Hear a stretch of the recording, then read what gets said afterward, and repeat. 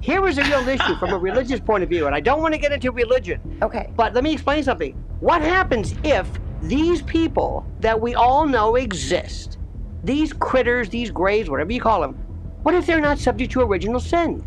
And this is what the Vatican talks about. The Vatican's been talking about this forever.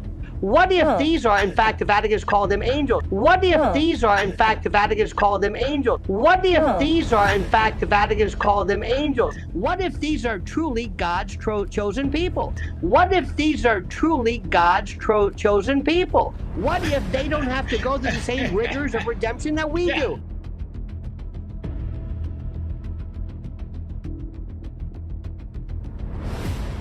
The second thing that bothers me is the UFO story. And, the more you dig into that and talk to people with actual knowledge of it, again, that's another story where there are some, fanciful ideas floating around that are just, there's no evidence that they're true. But if you talk to people who, have actual knowledge of it that they gathered themselves, there are parts of that story that I do not understand at all that are really, really, really dark. It's so dark that I, haven't told my wife about it. I mean, I haven't verified any of this, but this is not just stuff that I read on the internet. I know you all are very, very grounded in that story, so I think I know what I'm talking about. Yeah. But there's some stuff there that's just like, man, I'm not even sure what that means. There's a spiritual component there that I don't fully understand. There's a spiritual component there that I don't fully understand. There's a spiritual component there that I don't fully understand. So yes, that story bothers me. And I think, last thing I'll say, that one of the reasons that we've had all these disclosures and all these, 10 whistleblowers at this point, and it hasn't really become front page news. Part of it's suppression. Parts of the government don't want you to know about it, but part of it is the public can't deal with it. It's too far out.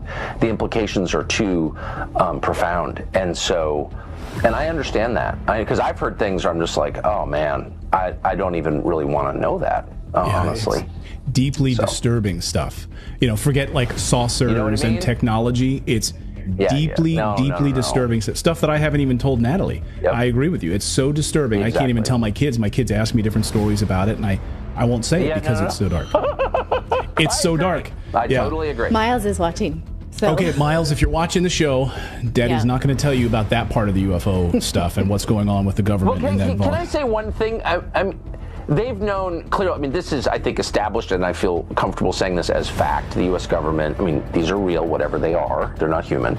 And the government has known that for a long time, possibly going back to the 1930s at least. And of course, there's tons of evidence in the written record, in the physical record, in paintings, and in literature, that people have been seeing and interacting with these things for a long time. So we know that.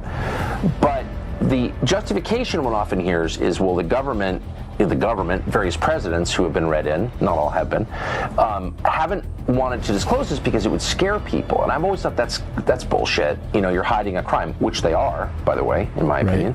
But I do think there's a sense in which that's not totally crazy. Like, there is some stuff, if it's true, and I'm kind of thinking it may be true, that's so radical that, well, as we both said, we don't want to tell the people we love most about it because, why would you, disturb someone like that? So I kind of get that. I hate to admit it. I'm not arguing for hiding things. I believe in the truth and I believe in disclosure, but I understand the impulse. Holy smokes, this is heavy.